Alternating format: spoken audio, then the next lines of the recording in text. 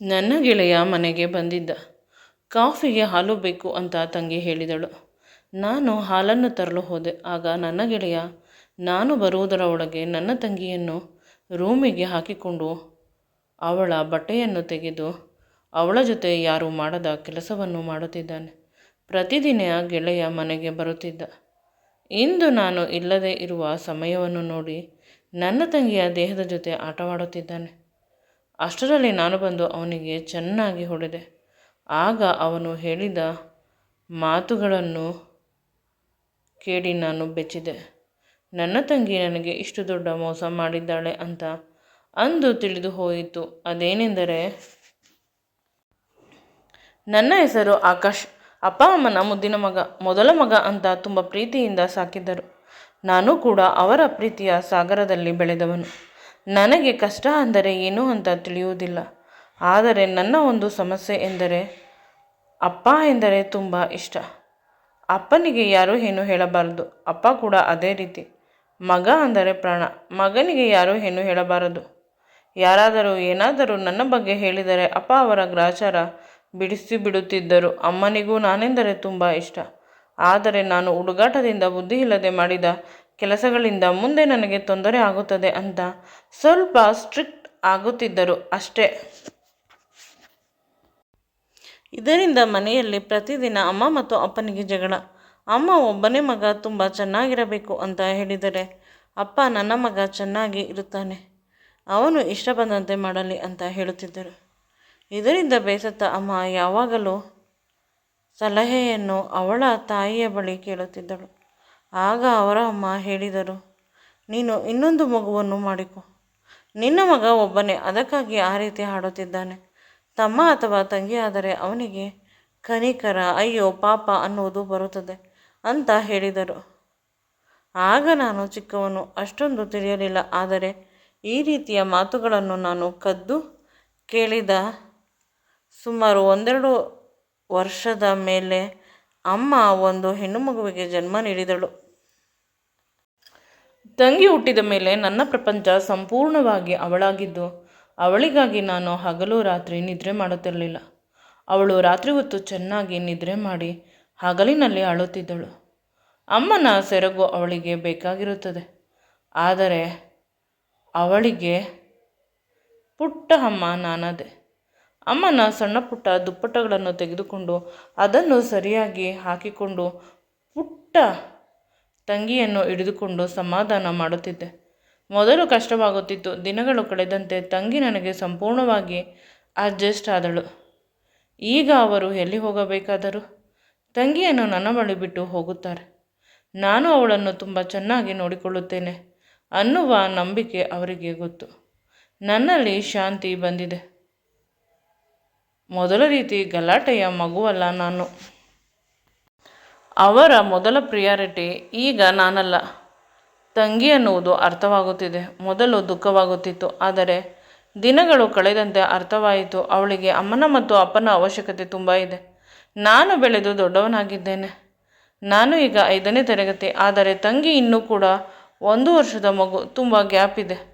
ನನ್ನ ನಡವಳಿಕೆಯಲ್ಲಿ ಬದಲಾವಣೆ ತರಲು ಅಮ್ಮ ನನಗಾಗಿ ಅವಳನ್ನು ಹಡೆದಳು ಅನ್ನುವ ವಿಷಯ ನನಗೆ ಗೊತ್ತು. ಏಕೆಂದರೆ ಪ್ರತಿ ಬಾರಿ ಮನೆಗೆ ಯಾರು ಬಂದರೂ ಹೇಳುತ್ತಾ ಇದ್ದಿದ್ದು ಒಂದೇ ಮಾತು, ಸಿಂಗಲ್ ಬೇಬಿ. ಆದರೆ ಅದೇ ರೀತಿ ನಮ್ಮ ಮಗು ಅದೇ ರೀತಿ ಇದ್ದ. ಈಗ ಇನ್ನೊಂದು ಮಗು ಆಯಿತು. ಈಗ ಯಾವ ಗಲಾಟೆಯೂ ಇಲ್ಲ. ಅದೇ ಪಕ್ಕದ ಮನೆಯ ಕಾಂಚನಾಳ ತಂಗಿಗೆ ಒಬ್ಬಳೇ ಮಗಳು. ಅವಳು ಕೂಡ ಇದೇ ರೀತಿ. ಎಲ್ಲಿ ಒಂದೇ ಮಗುವಿರುತ್ತದೆ ಆ ಮಕ್ಕಳುಗಳು ಕನಿಕರದಿಂದ ಇರುವುದಿಲ್ಲ ಅಂತ ಅಮ್ಮನ ತಲೆಯಲ್ಲಿ ಪ್ರತಿ ಆಂಟಿಯರು ತುಂಬಿಸಿ ಅಮ್ಮ ತಂಗಿಗೆ ಜನ್ಮ ಕೊಡುವಂತೆ ಮಾಡಿದರು. ನಾನು ತುಂಬ ಸೀರಿಯಸ್ ತಂಗಿ ವಿಷಯದಲ್ಲಿ. ತಂಗಿ ಜೊತೆ ಯಾರಾದರೂ ಜೋರಾಗಿ ಮಾತನಾಡಿದರೂ ಕೂಡ ನಾನು ಸಹಿಸುವುದಿಲ್ಲ. ಅಪ್ಪ ಮೊದಲು ನನ್ನ ಜೊತೆ ಇರುತ್ತಿದ್ದರು. ಅದೇ ರೀತಿ ನಾನು ಈಗ ತಂಗಿಯನ್ನು ತುಂಬ ಪ್ರೊಟೆಕ್ಟ್ ಮಾಡುತ್ತೇನೆ. ತಂಗಿ ಕುಳಿತುಕೊಂಡ ಕಡೆ ಕುಳಿತುಕೊಳ್ಳುವುದಿಲ್ಲ. ಈಗ 3 ವರ್ಷ ವಯಸ್ಸು. ತುಂಬ ನೋಡಿಕೊಳ್ಳಬೇಕು. ಅಮ್ಮ ಮತ್ತು ಅಪ್ಪ ಯಾವುದೋ ಗೃಹ ಪ್ರವೇಶಕ್ಕೆ ಹೋಗಿದ್ದಾರೆ. ಅಮ್ಮ ಬರೋದಿಲ್ಲ. ಕೊನೆಗೆ ಅಮ್ಮ ಹೇಳುತ್ತಾರೆ, ಅಜ್ಜಿಗೆ ವಯಸ್ಸಾಗಿದೆ, ಅವರಿಗೆ ತಿಳಿಯುವುದಿಲ್ಲ, ನೀನು ಮಗುವನ್ನು ಚೆನ್ನಾಗಿ ನೋಡಿಕೊಳ್ಳಬೇಕು ಅಂತ ಹೇಳಿ ಹೊರಟು ಹೋದರು. ನಾನು ಪ್ರತಿದಿನ ನೋಡಿಕೊಳ್ಳುತ್ತೇನೆ. ಇವರೇನು ಹೊಸದಾಗಿ ನೋಡಿಕೋ ಅಂತ ಹೇಳುವುದು ಅಂತ ನಾನು ನನ್ನ ಪಾಡಿಗೆ ಹೋಮ್ವರ್ಕ್ ಬರೆದುಕೊಂಡು ಸುಮ್ಮನಾದೆ. ಅವಳನ್ನು ಆಟ ಆಡಿಸಿದೆ, ಮಲಗಿಸಿದೆ. ಆದರೆ ನನ್ನ ಅಚಾತುರ್ಯದಿಂದ ತಂಗಿ ಅಜ್ಜಿ ಜೊತೆ ತುಂಬ ಗಲಾಟೆ ಮಾಡಿದ್ದಾಳೆ. ವಯಸ್ಸಾದ ಅಜ್ಜಿ ಅವಳ ಜೊತೆ ನಡೆದಾಡಲು ಸಾಧ್ಯವಾಗದೆ ಕೆಳಗೆ ಕುಸಿದಿದ್ದಾರೆ. ಅವರಿಗೆ ಆರೋಗ್ಯ ಸಮಸ್ಯೆ ಜಾಸ್ತಿಯಾಯಿತು. ಹಾಗೆ ಆಸ್ಪತ್ರೆಗೆ ಪಕ್ಕದ ಮನೆಯ ಅಂಕಲ್ನ ಸಹಾಯದಿಂದ ಸೇರಿಸಿದೆ. ಆದರೆ ತಂಗಿಯ ವಿಷಯದಲ್ಲಿ ಸತ್ಯ ಹೇಳಿದರೆ ಯಾರೂ ನಂಬಲಿಲ್ಲ. ಎಲ್ಲ ನೀನೇ ಮಾಡಿದ್ದೀಯ, ಅವಳು ಚಿಕ್ಕ ಹುಡುಗಿ, ಅವಳು ಆ ರೀತಿ ಕೆಲಸ ಮಾಡುವುದಿಲ್ಲ ಅಂತ ಹೇಳಿದಾಗ ದುಃಖವಾಯಿತು. ಈ ಘಟನೆ ಆದ ನಂತರ ತಂಗಿಯನ್ನು ನನ್ನ ಕೈಗೆ ಕೊಡುತ್ತಿರಲಿಲ್ಲ. ಪ್ರತಿದಿನ ಮನೆಯಲ್ಲಿ ಜಗಳ, ಏಕೆಂದರೆ ಅಜ್ಜಿ ಆರೋಗ್ಯ ಸುಧಾರಿಸಲಿಲ್ಲ. ದಿನದಿಂದ ದಿನಕ್ಕೆ ಅವರ ಆರೋಗ್ಯ ಕೆಡುತ್ತಿದೆ. ಈ ಕೋಪದಿಂದ ಅಪ್ಪ ಅಮ್ಮ ನನ್ನ ಜೊತೆ ಸರಿಯಾಗಿಲ್ಲ. ಅಮ್ಮ ಅಡ್ಜಸ್ಟ್ ಮಾಡಿಕೊಳ್ಳುತ್ತಾರೆ, ಆದರೆ ಅಪ್ಪ, ನನ್ನ ತಾಯಿ ನಿನ್ನಿಂದ ಈ ರೀತಿ ಆಗಿರುವುದು ಅಂತ ಅಪ್ಪ ಕೋಪ ಮಾಡಿಕೊಳ್ಳುತ್ತಿದ್ದಾರೆ. ನಿಧಾನವಾಗಿ ಸಮಸ್ಯೆ ಬಗೆಹರಿಸೋಣ ಅಂತ ಅಂದುಕೊಂಡಿದ್ದೆ, ಆದರೆ ಸಮಸ್ಯೆ ದೊಡ್ಡದಾಗುತ್ತಿದೆ. ಅಪ್ಪ ಹೇಳಿದ್ದು ಒಂದೇ ಮಾತು, ಮಗಳು ಚಿಕ್ಕವಳು, ನೀನು ದೊಡ್ಡವನು, ನೀನು ಏನು ಮಾಡುತ್ತಿದ್ದೆ? ನನ್ನ ಅಮ್ಮ ಎಷ್ಟು ಮುದ್ದಿನಿಂದ ನಿನ್ನನ್ನು ಸಾಕಿದ್ದರು ಅಂತ ಅಪ್ಪ ಬೇಸರ ಮಾಡಿಕೊಂಡರು. ನನ್ನ ಸ್ಕೂಲ್ ಶುರುವಾದ ತಕ್ಷಣ ಅಪ್ಪ ನನ್ನನ್ನು ಪಕ್ಕದ ಊರಿನಲ್ಲಿ ಹಾಸ್ಟೆಲ್ಗೆ ಹಾಕಿದರು. ಮೊದಲು ಹಾಸ್ಟೆಲ್ ಇಷ್ಟವಾಗಲಿಲ್ಲ. ಕ್ರಮೇಣ ಅಲ್ಲಿನ ಹುಡುಗರು ಇಷ್ಟವಾದರು. ಅವರು ಕೂಡ ನನ್ನಂತೆ ತುಂಬ ಕಷ್ಟದಿಂದ ಬಂದವರು. ಇಬ್ಬರಿಗೂ ಮ್ಯಾಚ್ ಆಗುತ್ತದೆ. ನಾನು ತುಂಬ ಅಳಲು ಶುರು ಮಾಡಿದೆ. ಮೊದಲು ನನ್ನ ತಂಗಿ ನೆನಪಾಗುತ್ತಿದ್ದಳು. ಕ್ರಮೇಣ ಕಾಲ ಎಲ್ಲವನ್ನು ಸರಿ ಮಾಡುತ್ತದೆ. ನಾನು ಎಲ್ಲವನ್ನು ಮರೆತು ಚೆನ್ನಾಗಿ ಓದಲು ಆರಂಭಿಸಿದೆ. ಅಪ್ಪ ಅಮ್ಮ ನನ್ನನ್ನು ಹಾಸ್ಟೆಲ್ಗೆ ಸೇರಿಸಿದ್ದಾರೆ ಅನ್ನುವ ಕೋಪದಿಂದ ನಾನು ಅವರ ಜೊತೆ ಚೆನ್ನಾಗಿ ಮಾತನಾಡುತ್ತಿರಲಿಲ್ಲ. ನಾನು ಮನೆಗೆ ಫೋನ್ ಮಾಡಿದಾಗ ಮೌನವಾಗಿ ಇರುತ್ತಿದ್ದೆ. ಆಗ ಮನೆಯವರಿಗೆ ತಿಳಿಯುತ್ತಿತ್ತು ತಂಗಿ ಜೊತೆ ಮಾತನಾಡಬೇಕು ಏನೋ ಅಂತ. ತಂಗಿಗೆ ನನ್ನ ಕಾಲನ್ನು ಕೊಡುತ್ತಿದ್ದರು. ಈಗ PUCಯಲ್ಲಿ ನಾನು ಒಳ್ಳೆಯ ಅಂಕವನ್ನು ತೆಗೆದಿದ್ದೇನೆ. ಇಡೀ ರಾಜ್ಯಕ್ಕೆ ಮೊದಲು ಬಂದಿದ್ದೇನೆ. ಮೆಡಿಕಲ್ ಫ್ರೀ ಸೀಟ್ ಸಿಕ್ಕಿತು. ನನ್ನ ತಾತನ ಆಸೆ ಆಗಿದ್ದು ನಾನು ಡಾಕ್ಟರ್ ಓದಬೇಕು ಅಂತ. ಇಂದು ನಾನು ಡಾಕ್ಟರ್ ಆಗಲು ಅವರೇ ಕಾರಣ. ಬದುಕು ಸುಂದರವಾಗಿ ಸಾಗುತ್ತಿದೆ. ನಾನು ಸರಿಯಿಲ್ಲ ಅಂತ ಯಾರು ನನ್ನನ್ನು ಹಾಸ್ಟೆಲ್ಗೆ ಸೇರಿಸಿದರು? ಇಡೀ ರಾಜ್ಯಕ್ಕೆ ಒಳ್ಳೆಯ ಡಾಕ್ಟರ್ ಆಗಿದ್ದೇನೆ, ತುಂಬ ಫೇಮಸ್, ನನ್ನ ಕೈಗುಣ ತುಂಬ ಚೆನ್ನಾಗಿದೆ ಅಂತ ವಿದೇಶದಿಂದಲೂ ಕೂಡ ಪೇಷಂಟ್ಗಳು ಬಂದು ಟ್ರೀಟ್ಮೆಂಟನ್ನು ತೆಗೆದುಕೊಳ್ಳುತ್ತಾರೆ. ಇದನ್ನೆಲ್ಲ ನೋಡಿದ ನನ್ನ ಮನೆಯವರು, ನನ್ನ ಊರಿನವರು ನನ್ನನ್ನು ತುಂಬ ಮರ್ಯಾದೆಯಿಂದ ಮಾತನಾಡಿಸುತ್ತಾರೆ. ನಾನೆಂದರೆ ಎಲ್ಲರಿಗೂ ಇಷ್ಟ. ಯಾವ ಮನುಷ್ಯನಿಗೆ ಮನಿ ಮತ್ತು ಫೇಮ್ ಎರಡೂ ಇರುತ್ತದೆ, ಅವನಿಗೆ ಇಡೀ ಸಮಾಜ ಮರ್ಯಾದೆ ಕೊಡುತ್ತದೆ. ಅದು ನನಗೆ ಗೊತ್ತು. ಆದರೆ ನಿಜವಾದ ಮರ್ಯಾದೆ ಬರುತ್ತಿರುವುದು ನನ್ನ ಅಪ್ಪ ಅಮ್ಮನಿಂದ. ನಾವು ಅಂದು ತುಂಬ ಕಷ್ಟಪಟ್ಟು ಎಮೋಷ್ನಲ್ ಆಗದೆ ಅವನನ್ನು ಹಾಸ್ಟೆಲ್ಗೆ ಕಳಿಸಿದ್ದು ಇಂದು ಸಾರ್ಥಕವಾಯಿತು ಅಂತ ಪದೇ ಪದೇ ಹೇಳಿಕೊಂಡು ಅಳುತ್ತಿದ್ದಾಳೆ ಅಮ್ಮ. ವಿಷಯ ನಿಜವಾಗಲೂ ಅದೇ ಇರಬಹುದು. ನನ್ನನ್ನು ಹಾಸ್ಟೆಲ್ಗೆ ಸೇರಿಸಬೇಕು, ಚೆನ್ನಾಗಿ ಓದಲು ಅನ್ನುವ ಉದ್ದೇಶ ಅಮ್ಮನದು ಇದ್ದರೂ ಇರಬಹುದು. ಏಕೆಂದರೆ ತಂಗಿಯನ್ನು ಆಟ ಆಡಿಸಿಕೊಂಡು ಆ ಸಮಯದಲ್ಲಿ ನಾನು ಒಳ್ಳೆಯ ಅಂಕವನ್ನು ತೆಗೆಯುತ್ತಿರಲಿಲ್ಲ. ಅದು ನೆನಪಾಗಿ ಇಷ್ಟು ವರ್ಷ ವೇಸ್ಟಾಗಿ ದ್ವೇಷ ಮಾಡಿದೆ ಅಂತ ಅನ್ನಿಸಲು ಶುರುವಾಯಿತು. ಪ್ರತಿದಿನ ಅಮ್ಮ ಕಾಲ್ ಮಾಡುತ್ತಿದ್ದಳು, ಮೆಸೇಜ್ ಮಾಡುತ್ತಿದ್ದಳು. ನಾನು ಮಾತನಾಡುತ್ತಿರಲಿಲ್ಲ. ಮಿಸ್ ಆಗಿ ಹಲೋ ಅಂದರೆ ಅವಳ ಧ್ವನಿಗೆ ಗೊತ್ತಾಗಿ ಫೋನ್ ಕಟ್ ಮಾಡುತ್ತಿದ್ದೆ. ಆದರೆ ಇಂದು ನಾನು ಅವಳಿಗೆ ಕಾಲ್ ಮಾಡಿದ್ದೆ. ಅವಳಿಗೆ ಆಶ್ಚರ್ಯವಾಗಿ ತುಂಬ ಎಮೋಷ್ನಲ್ ಆಗಿ ಫೋನಲ್ಲಿ ಅಳಲು ಶುರು ಮಾಡಿದಳು. ಇರುವ ಒಬ್ಬನೇ ಗಂಡು ಮಗ, ನನ್ನ ವಾರಸುದಾರ. ನಾನು ಸತ್ತರೆ ನನ್ನ ಹೆಣಕ್ಕೆ ಕೊಲ್ಲಿಡುವವನು ನೀನೆ. ನನ್ನ ಜೊತೆ ಮಾತನಾಡದೆ ಹೋದರೆ ನಾನು ಹೇಗೆ ಬದುಕಲಿ ಕಂದ ಅಂತ ಜೋರಾಗಿ ಅಳುತ್ತಿದ್ದಾಳೆ. ಆಗ ಅನಿಸಿತು, ವಿಷಯ ಏನೇ ಇರಬಹುದು, ತಾಯಿ ಯಾವಾಗಲೂ ತಾಯಿಯಾಗಿ ಇರುತ್ತಾಳೆ. ಅಮ್ಮ ಬರುತ್ತೇನೆ ಅಂತ ಅರ್ಧ ಗಂಟೆಯಲ್ಲಿ ಅಪ್ಪ ಅಮ್ಮನ ಮನೆಗೆ ಹೋದೆ. ಮನೆಯಲ್ಲಿ ಇರುವವರಿಗೆ ಎಲ್ಲರಿಗೂ ಆಶ್ಚರ್ಯ. ನನ್ನನ್ನು ನೋಡಿ ನಾನು ತುಂಬ ಒಳ್ಳೆಯ ಹುಡುಗ ಅಂತ ಎಲ್ಲರಿಗೂ ಗೊತ್ತು. ಆದರೂ ಸಂಪಾದನೆಗಾಗಿ ಈ ಕೆಲಸವನ್ನು ಮಾಡುತ್ತಿದ್ದಾನೆ ಅಂತ ಯಾರೂ ಏನು ಬೇಸರ ಮಾಡಿಕೊಂಡಿಲ್ಲ. ಮುಂದೆ ನಾನು ನನ್ನ ಅಪ್ಪ ಅಮ್ಮ ತಂಗಿ ಎಲ್ಲರನ್ನು ತುಂಬ ಚೆನ್ನಾಗಿ ನೋಡಿಕೊಳ್ಳಬೇಕು ಅಂತ ಬಯಸಿದೆ. ಅಪ್ಪ ಅಮ್ಮ ತುಂಬ ಖುಷಿಯಾದರು. ತಂಗಿಯ ಬಗ್ಗೆ ಕೇಳಿದಾಗ ಅವಳು ರೂಮಿನಲ್ಲಿ ಇದ್ದಾಳೆ ಅಂತ ಅಪ್ಪ ಅಮ್ಮ ಬಾಗಿಲನ್ನು ತೆಗೆದಾಗ ತಂಗಿ ತುಂಬ ಮಂಕಾಗಿದ್ದಾಳೆ. ಸರಿಯಾಗಿ ಇಲ್ಲ ಅಂತ ಅನಿಸಿತು. ನಿನ್ನ ಅಣ್ಣ ಬಂದಿದ್ದಾನೆ ಅಂತ ಅವಳ ಬಳಿ ಹೋಗಿ ಅವಳ ಕೈಗಳನ್ನು ಹಿಡಿದುಕೊಂಡು ಹೇಳಿದಾಗ ಅವಳ ಕಣ್ಣುಗಳಲ್ಲಿ ಇದ್ದ ಬೇಸರ ಹೋಗಿ ಖುಷಿ ತುಂಬಿತು. ನಂತರ ನನ್ನನ್ನು ಗಟ್ಟಿಯಾಗಿ ತಬ್ಬಿಕೊಂಡು ಅಳಲು ಶುರು ಮಾಡಿದಳು. ಅವಳು ಇಷ್ಟು ಹತ್ತಿದ್ದನ್ನು ಇದೇ ಮೊದಲು ನೋಡಿದ್ದು. ನನಗೆ ತುಂಬ ಬೇಸರವಾಯಿತು. ಎಷ್ಟು ಸಮಾಧಾನ ಮಾಡಿದರೂ ಅವಳು ಸಮಾಧಾನ ಮಾಡಿಕೊಳ್ಳುತ್ತಿಲ್ಲ. ನಂತರ ನಾನು ಅಪ್ಪ ಅಮ್ಮನಿಗೆ ಹೇಳಿದೆ, ಲಗೇಜ್ ರೆಡಿ ಮಾಡಿಕೊಳ್ಳಿ, ನಾನು ನನ್ನ ಮನೆಗೆ ಕರೆದುಕೊಂಡು ಹೋಗುತ್ತೇನೆ, ನಿಮ್ಮನ್ನು ಚೆನ್ನಾಗಿ ನೋಡಿಕೊಳ್ಳುತ್ತೇನೆ ಅಂತ ಹೇಳಿದಾಗ ಅಪ್ಪ ಅಮ್ಮ ಖುಷಿಯಿಂದ ಒಪ್ಪಿಕೊಂಡರು. ನನಗೆ ಸಂಪೂರ್ಣ ಪರಿಪೂರ್ಣತೆ ಸಿಕ್ಕಿದೆ ಅನ್ನುವ ಭಾವನೆ ಬಂದಿತು. ಒಂದು ದೊಡ್ಡ ಅರಮನೆ ನನ್ನ ಮನೆ, ಈಗ ಆ ಮನೆಗೆ ಕಳೆ ಬಂತು ಅಂತ ಖುಷಿಯಾಯಿತು.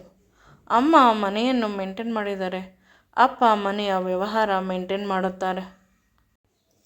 ತಂಗಿ ಪೂಜೆ ಮಾಡುತ್ತಿದ್ದಳು ಅಷ್ಟೇ, ಮಿಂಗಲ್ ಆಗುತ್ತಿರಲಿಲ್ಲ. ಯಾರೋ ಕೆಲಸದವರು ಮಾತನಾಡಿಕೊಳ್ಳುತ್ತಿದ್ದರು. ನನ್ನ ತಂಗಿಗೆ ಮದುವೆಯಾಗಿ ಆಗಲೇ ಮಗು ಇದೆ ಅಂತ. ಆ ವಿಷಯದ ಬಗ್ಗೆ ಅಪ್ಪ ಅಮ್ಮನ ಬಳಿ ಕೇಳಿದಾಗ ಅವರು ನಮಗೆ ಗೊತ್ತಿಲ್ಲ, ಅವಳು ನಮಗೆ ಇಷ್ಟ ಇಲ್ಲದ ಹುಡುಗನನ್ನು ಮದುವೆಯಾಗಿ ಓಡಿ ಹೋಗಿದ್ದಳು. ವರ್ಷ ಕಳೆದ ನಂತರ ಮನೆಗೆ ಬಂದಳು. ಆ ಹುಡುಗ ಚೆನ್ನಾಗಿ ನೋಡಿಕೊಳ್ಳುತ್ತಿಲ್ಲ. ಮನೆಗೆ ಬಂದ ಮಗಳನ್ನು ಒಪ್ಪಿಕೊಂಡೆವು.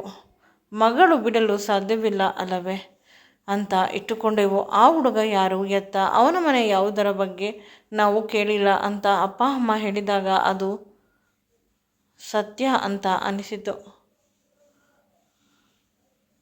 ತಂಗಿಯ ಬಳಿ ಮಾತನಾಡಲು ಹೋದಾಗ ಅವಳು ಜೋರಾಗಿ ಅಳುತ್ತಾ ಬಾತ್ರೂಮ್ನ ಬಾಗಿಲನ್ನು ಹಾಕಿಕೊಂಡಳು. ಅಂದರೆ ನೀನು ಎದ್ದು ಹೋಗು, ಈ ವಿಷಯವನ್ನು ಕೇಳಬೇಡ ಅಣ್ಣ, ಸಮಯ ಬಂದಾಗ ಹೇಳುತ್ತೇನೆ ಅಂತ ಒಳಗೆ ಇದ್ದುಕೊಂಡೇ ಹೇಳಿದಳು. ಇನ್ನು ಬಲವಂತ ಮಾಡುವುದು ಬೇಡ ಅಂತ ಬಂದೆ. ಆದಷ್ಟು ಬೇಗ ಡೈವರ್ಸ್ ಕೊಡಿಸಿ ನನ್ನ ಗೆಳೆಯರಲ್ಲೇ ಯಾರಾದರೊಬ್ಬರ ಜೊತೆ ಇವಳ ಮದುವೆ ಮಾಡಬೇಕು ಅಂತ ಅಂದುಕೊಂಡೆ. ಅಪ್ಪ ಅಮ್ಮ ಮನೆದೇವರಿಗೆ ಹೋದರು. ನನ್ನ ವಿಷಯದಲ್ಲಿ ತುಂಬ ಹರಕೆಗಳನ್ನು ಹೊತ್ತುಕೊಂಡಿದ್ದಾರೆ. ಒಂದೊಂದಾಗಿ ತೀರಿಸಬೇಕು. ನೀನು ಬಾ ಅಂತ ಕರೆದರು. ಆದರೆ ನಾನು ಸಮಯದ ಅಭಾವದಿಂದ ಬರುವುದಿಲ್ಲ. ತಂಗಿ ಹುಷಾರಾದ ಮೇಲೆ, ಅವಳು ನಾರ್ಮಲ್ ಆದ ಮೇಲೆ ನಾವೆಲ್ಲರೂ ಹೋಗೋಣ, ಎಷ್ಟು ಮಾತ್ರ ಅಂತ ಹೇಳಿದೆ. ಅದೇ ರೀತಿ ಆಗಲಿ. ತಂಗಿಯನ್ನು ಸರಿಯಾಗಿ ನೋಡಿಕೊ, ಅವಳು ಒಬ್ಬಳೇ ಇರುತ್ತಾಳೆ, ಏನಾದರೂ ಯೋಚನೆ ಮಾಡುತ್ತಿರುತ್ತಾಳೆ ಅಂತ ಅಮ್ಮ ಹೇಳಿದಾಗ ಅವರು ನಾವಿಬ್ಬರು ಚಿಕ್ಕವರಾಗಿದ್ದಾಗ ಅಮ್ಮ ನನ್ನನ್ನು ಪುಟ್ಟಿಯನ್ನು ನೋಡಿಕೊಳ್ಳಬೇಕು ನೀನು ಅಂತ ಹೇಳಿದ ಮಾತು ನೆನಪಾಯಿತು. ನಾನು ತಂಗಿಗೆ ಬೇಕಾದ ಅಡುಗೆಗಳನ್ನು ಅಡುಗೆಯವರ ಬಳಿ ಹೇಳಿ ಮಾಡಿಸಿದೆ. ನಂತರ ಆಫೀಸ್ಗೆ ಹೋದೆ. ತುಂಬ ವರ್ಷಗಳಾದ ಮೇಲೆ ನನ್ನ ಗೆಳೆಯ ಕಿರಣ್ ಬಂದಿದ್ದ. ಅವನನ್ನು ಕೂಡ ಮನೆಗೆ ಕರೆದುಕೊಂಡು ಬಂದೆ. ಅವನು ನನ್ನ ಬಾಲ್ಯದ ಗೆಳೆಯ. ಇಬ್ಬರು LKGಯಿಂದ ಒಟ್ಟಿಗೆ ಓದುತ್ತಿದ್ದೇವೆ. ಆ ವಿಷಯ ಮನೆಯಲ್ಲಿ ಎಲ್ಲರಿಗೂ ಗೊತ್ತು. ತುಂಬ ಖುಷಿ ಪಡುತ್ತಾರೆ ಅಂತ ನಾನು ಖುಷಿಪಟ್ಟು ಮನೆಗೆ ಹೋದಾಗ ಆಶ್ಚರ್ಯ ಕಾದಿದೆ. ಅದೇನೆಂದರೆ, ಮನೆಯಲ್ಲಿ ನಾನು ಒಬ್ಬಳೇ ಇರಬೇಕು ಅಂತ ತಂಗಿ ಎಲ್ಲ ಕೆಲಸದವರನ್ನು ಹೊರಗೆ ಕಳಿಸಿದ್ದಾಳೆ. ಸೆಕ್ಯೂರಿಟಿ ಮಾತ್ರ ಇರುವುದು. ಅವನು 1 ಸೆಕೆಂಡ್ ಮಾತ್ರ ಆ ಕಡೆ ಈ ಕಡೆ ತಿರುಗುವುದಿಲ್ಲ. ಆದರೆ ಈಗ ಗೆಳೆಯನಿಗೆ ಕಾಫಿ ಬೇಕಂತೆ. ಮನೆಯಲ್ಲಿ ಹಾಲಿಲ್ಲ, ಹಾಲು ತೆಗೆದುಕೊಂಡು ಬಾ ಅಂತ ತಂಗಿ ಹೇಳಿದಳು. ನಾನು ತುಂಬ ಬೇಸರ ಮಾಡಿಕೊಂಡೆ. ಅಮ್ಮ ಇದ್ದಾರೆ. ಈ ರೀತಿ ಆಗುತ್ತಿರಲಿಲ್ಲ. ತಂಗಿಗೆ ಯಾವ ವಿಚಾರಕ್ಕೆ ಈ ರೀತಿ ಮಾಡಿದಳೋ ತಿಳಿಯುತ್ತಿಲ್ಲ. ಆಮೇಲೆ ಅದನ್ನು ವಿಚಾರಿಸೋಣ. ಮೊದಲು ಗೆಳೆಯನ ಎದುರಿಗೆ ಮರ್ಯಾದೆ ಹೋಗಬಾರದು ಅಂತ ತಂಗಿ ರೂಮಿನಲ್ಲಿ ಇದ್ದಳು. ಅವನು ಹಾಲಿನಲ್ಲಿ TV ನೋಡುತ್ತಿದ್ದ. ಏಕೆಂದರೆ ಕಿರಣ್ಗೆ ಮೊದಲಿನಿಂದಲೂ ಬ್ಲ್ಯಾಕ್ ಕಾಫಿ ಎಂದರೆ ತುಂಬ ಇಷ್ಟ. ಹಾಲಿನ ಅಂಗಡಿ ಇಲ್ಲೇ ಪಕ್ಕ ಇರುವುದು. ತುಂಬ ಸಲ ಹೋಗಿದ್ದೇನೆ. ಇದೇನು ಹೊಸದಲ್ಲ. ಆದರೂ ಮನಸ್ಸಿನಲ್ಲಿ ಏನೋ ಒಂದು ಕಳವಳ, ಏನೋ ಒಂದು ರೀತಿ ನೋವು, ಹೊಸ ರೀತಿ ತಿಳಿಯುತ್ತಿಲ್ಲ ಏನಾಗುತ್ತಿದೆ ಅಂತ. ಮನಸ್ಸನ್ನು ಗಟ್ಟಿ ಮಾಡಿಕೊಂಡು ಹೋದೆ. ನಿಜವಾಗಲೂ ಇಂದು ಮನಸ್ಸು ತುಂಬ ನೋವಿನಿಂದ ಕಿರುಚುತ್ತಿದೆ. ಬೇಗ ಬೇಗ ಹಾಲನ್ನು ತೆಗೆದುಕೊಂಡೆ. ಮನೆಗೆ ಬಂದಾಗ ಆಶ್ಚರ್ಯ ಕಾದಿತ್ತು. ಅದೇನೆಂದರೆ ಕಿರಣ್ ಇಲ್ಲ, ಬಾಗಿಲು ತೆಗೆದಿದೆ. ನಾನು ಓಡಿ ಹೋದೆ. ನನ್ನ ಮುದ್ದು ತಂಗಿಗೆ ಏನಾಗಿದೆ ಅಂತ ತಿಳಿಯುತ್ತಿಲ್ಲ. ಅವಳು ಜೋರಾಗಿ ಕಿರುಚುತ್ತಿದ್ದಾಳೆ. ಕಿರಣ್ ಅವಳ ಮೇಲೆ ಮಲಗಿದ್ದಾನೆ. ಅವಳ ಮೈ ಮೇಲೆ ಅರ್ಧಂಬರ್ಧ ಬಟ್ಟೆ ಇದೆ. ನನ್ನ ಕಣ್ಣೆದುರಿಗೆ ನನ್ನ ತಂಗಿಯನ್ನು ಮುದ್ದಾಡುತ್ತಿದ್ದಾನೆ ಬಲವಂತವಾಗಿ. ಅವಳು ಅಳುತ್ತಿದ್ದಾಳೆ. ಅವನನ್ನು ಹಿಡಿದುಕೊಂಡು ಚೆನ್ನಾಗಿ ಹೊಡೆಯುತ್ತಿದ್ದೆ. ಆಗ ಅವಳು ಅಳುತ್ತಿದ್ದವಳು ಓಡಿ ಹೋಗಿ ಅವನನ್ನು ತಬ್ಬಿಕೊಂಡು, ಏನಕ್ಕೆ ಹೊಡೆಯುತ್ತಿದ್ದೀರಾ, ಅವನು ನನ್ನ ಗಂಡ ಅಂತ ಜೋರಾಗಿ ಇಬ್ಬರು ಅಳುತ್ತಿದ್ದಾರೆ. ನಂತರ ಕಿರಣ್ ಅಲ್ಲೇ ಇದ್ದ ಬೆಡ್ಶೀಟನ್ನು ಅವಳ ಮೈ ಮೇಲೆ ಹಾಕಿ ಕವರ್ ಮಾಡಿದ. ಆಗ ನನಗೆ ಆಶ್ಚರ್ಯವಾಯಿತು. ಅವನು ನಿನ್ನ ಗಂಡನ ಅಂತ ಕೇಳಿದೆ. ಹೌದು, ನನ್ನ ಗಂಡ ಅಂತ ಜೋರಾಗಿ ಕಿರುಚಿ ಹೇಳುತ್ತಿದ್ದಳು. ನನಗೆ ತಲೆ ತಿರುಗಿತು. ಕೆಳಗೆ ಕುಸಿದು ಕುಳಿತೆ. ಏನಾಯಿತು ಅಂತ ಗೊತ್ತಿಲ್ಲ. ಇದಕ್ಕಿದ್ದಂತೆ ನಿನಗೆ ಕಿರಣ್ ಜೊತೆ ಏನು ಅಂತ ಕೇಳಬೇಕು ಅಂತ ಅನಿಸಿತು. ಆದರೆ ಕೇಳುವ ಶಕ್ತಿ ಇಲ್ಲದೆ ಹೊರಗೆ ಬಂದೆ. ಆಗ ಇದ್ದಕ್ಕಿದ್ದಂತೆ ಆಶ್ಚರ್ಯವಾಯಿತು. ನನ್ನ ತಂಗಿ ಮದುವೆ ಕಿರಣ್ ಜೊತೆ ಅಂತ ನೆನೆದು ಮನಸ್ಸಿಗೆ ಒಂದು ರೀತಿ ಸಮಾಧಾನವಾಯಿತು. ಮೊದಲು ಅಕ್ರಮ ಸಂಬಂಧ ಅಂತ ದುಃಖವಾಗುತ್ತಿತ್ತು. ಆದರೆ ನಿಜವಾಗಲೂ ಅವಳು ಅವನನ್ನು ಮದುವೆ ಆಗಿದ್ದರೆ ಅವಳು ಏಕೆ ಅವನಿಗೆ ಸಪೋರ್ಟ್ ಮಾಡುತ್ತಿರಲಿಲ್ಲ? ಬದುಕು ತುಂಬ ಕಷ್ಟ ಅಂತ ಅನಿಸುತ್ತಿತ್ತು. ಆದರೆ ಈಗ ನೆನೆದು ತುಂಬ ಕನ್ಫ್ಯೂಷನ್ ಆಗುತ್ತಿದೆ. ನಾನು ಸೋಫಾದ ಮೇಲೆ ತಲೆ ಮೇಲೆ ಕೈ ಹಿಡಿದುಕೊಂಡು ಕುಳಿತು ಯೋಚಿಸುತ್ತಿದ್ದೆ. ಸ್ವಲ್ಪ ಹೊತ್ತು ಕಿರಣ್ ಮತ್ತು ನನ್ನ ತಂಗಿ ಇಬ್ಬರು ಕೈ ಹಿಡಿದುಕೊಂಡು ಬಂದರು. ನಾನು ಕೋಪದಿಂದ ಅವರಿಬ್ಬರ ಮುಖವನ್ನು ನೋಡಿದಾಗ ಹಿಡಿದುಕೊಂಡಿದ್ದ ಕೈಯನ್ನು ಬಿಟ್ಟುಬಿಟ್ಟರು. ಪುನಃ ನಾನು ಕೇಳಿದೆ, ನೀನು ಈ ರೀತಿ ಮಾಡಬಹುದಾ ಅಂತ. ಆಗ ಕಿರಣ್ ನಡೆದ ವಿಷಯವನ್ನು ವಿವರಿಸಿದ. ನಿನ್ನ ತಂಗಿ ಬುದ್ಧಿ ಇಲ್ಲದೆ ನನ್ನ ಭಾವನ ದೂರದ ಸಂಬಂಧಿಯನ್ನು ಪ್ರೀತಿಸುತ್ತಿದ್ದಳು. ಅವನ ಜೊತೆ ಓಡಿ ಹೋದಳು. ಈ ವಿಷಯ ನನಗೆ ತಿಳಿದು ಅವಳನ್ನು ಆ ರಾಕ್ಷಸನಿಂದ ಕಾಪಾಡಿದೆ. ಆದರೆ ಅವಳು ಮನೆಗೆ ಹೋಗಲು ಒಪ್ಪಲಿಲ್ಲ. ನನ್ನ ಮನೆಯಲ್ಲಿ ಸ್ವಲ್ಪ ದಿನ ಇದ್ದಳು. ಕ್ರಮೇಣ ಇಬ್ಬರ ಮಧ್ಯೆ ಪ್ರೀತಿ ಬೆಳೆಯಿತು. ಅವಳು ತುಂಬ ದುಃಖದಲ್ಲಿ ಇರುತ್ತಿದ್ದಳು. ಅವಳನ್ನು ಸಮಾಧಾನ ಮಾಡಲು ಹೋಗಿ ಪ್ರೀತಿ ಆಗುತ್ತಿತ್ತು. ನಾನು ಅವಳನ್ನು ಪ್ರೀತಿಸಲು ಆರಂಭಿಸಿದೆ. ನಂತರ ನಿನ್ನ ಅಪ್ಪ ಅಮ್ಮನ ಬಳಿ ಕೇಳಿದೆ ಪ್ರೀತಿಗಾಗಿ ಅವಳನ್ನು ಮದುವೆ ಆಗುತ್ತೇನೆ ಅಂತ. ಆದರೆ ಅವರು ನಮ್ಮ ಪಾಲಿಗೆ ಸತ್ತು ಹೋಗಿದ್ದಾಳೆ ಅವಳು ಅಂತ ಹೇಳಿದರು. ಕೋಪದಲ್ಲಿ ನಾವಿಬ್ಬರು ದೇವಸ್ಥಾನದಲ್ಲಿ ಮದುವೆ ಆದೆವು. ಮದುವೆ ಆದ ವರ್ಷದ ಒಳಗೆ ನಮ್ಮಿಬ್ಬರಿಗೆ ಪುಟ್ಟ ಕಂದಮ್ಮ ಹುಟ್ಟಿದ. ಸುಂದರವಾದ ಕಂದಮ್ಮ. ಬದುಕು ಚೆನ್ನಾಗಿ ಸಾಗುತ್ತಿದೆ. ಆದರೆ ಊರಿನಲ್ಲಿ ಇದ್ದ ನನ್ನ ಅಮ್ಮ ಬಾಣಂತನಕ್ಕೆ ಬಂದಾಗ ನಿನ್ನ ತಂಗಿಗೆ ತುಂಬ ಕಷ್ಟ ಕೊಡುತ್ತಿದ್ದಳು. ಅಮ್ಮನ ಹಳೆಯ ನಡವಳಿಕೆ ಇವಳಿಗೆ ಇಷ್ಟವಾಗುತ್ತಿರಲಿಲ್ಲ. ಅದರಿಂದ ಕೋಪ ಮಾಡಿಕೊಂಡು ಮಗುವನ್ನು ಬಿಟ್ಟು ಇಲ್ಲಿಗೆ ಬಂದಳು. ಅವಳ ಅದೃಷ್ಟದಿಂದ ನಿನ್ನ ಅಪ್ಪ ಅಮ್ಮ ಅವಳು ಇಲ್ಲಿ ಇರಲು ಒಪ್ಪಿಕೊಂಡಿದ್ದರು. ಈ ವಿಷಯವನ್ನು ಕೇಳಿ ನನಗೆ ಬೇಸರವಾಯಿತು. ಅಪ್ಪ ಅಮ್ಮನ ಮೇಲೆ ಕೋಪ ಬಂತು. ಅವರು ಇಂಥ ಕಠಿಣ ನಿರ್ಧಾರ ತೆಗೆದುಕೊಂಡಿದ್ದಾರೆ ಅಂತ ಬೇಸರದಿಂದ ಇದ್ದ ನನಗೆ ಒಂದು ಅಳುವ ಮಗುವಿನ ಶಬ್ದ ಕೇಳಿತು. ಎಷ್ಟೇ ದೂರದಲ್ಲಿ ನಿಂತಿದ್ದರೂ ಅದು ನನ್ನ ತಂಗಿ ಮಗು ಅಂತ ನನಗೆ ತಿಳಿಯುತ್ತಿತ್ತು. ಅಷ್ಟು ಆ ಮಗುವಿನ ಮುಖದ ಫೀಚರ್ಸ್ ನೋಡಿ ತಿಳಿದು ನಾನು ಓಡಿ ಹೋಗಿ ಆ ಮಗುವನ್ನು ಎತ್ತಿಕೊಂಡೆ. ಕಿರಣಮ್ಮ ಬಂದಿದ್ದರು. ಆ ಮಗುವನ್ನು ಎತ್ತಿಕೊಂಡು ಬಂದಿದ್ದಳು. ಸ್ವಲ್ಪ ಭಯದಲ್ಲೇ ಇದ್ದರು. ನನ್ನನ್ನು ನೋಡಿ ತುಂಬ ಹೆದರುಕೊಂಡು, ನಿಮ್ಮ ತಂಗಿಗೆ ಬುದ್ಧಿ ಹೇಳಿ ನಮ್ಮ ಮನೆಗೆ ಕಳಿಸಿ ಅಂತ ಅವರು ನನ್ನ ಕಾಲನ್ನು ಹಿಡಿದುಕೊಂಡರು. ನನಗೆ ಬೇಸರವಾಯಿತು. ತಂಗಿ ಮುಖ ನೋಡಿದಾಗ ಅವಳು ತಲೆ ಬಗ್ಗಿಸಿದಳು. ಆಗ ನನಗೆ ಅರ್ಥವಾಯಿತು, ಕಿರಣ್ ಏನೂ ಮಾಡಲು ಸಾಧ್ಯವಿಲ್ಲ ಇವರಿಬ್ಬರ ಮಧ್ಯೆ ಅಂತ. ಆಗ ಕಿರಣ್ಗೆ ನಾನು ಹೇಳಿದೆ, ನೀವೆಲ್ಲ ಇಲ್ಲೇ ಇದ್ದು ಬಿಡಿ.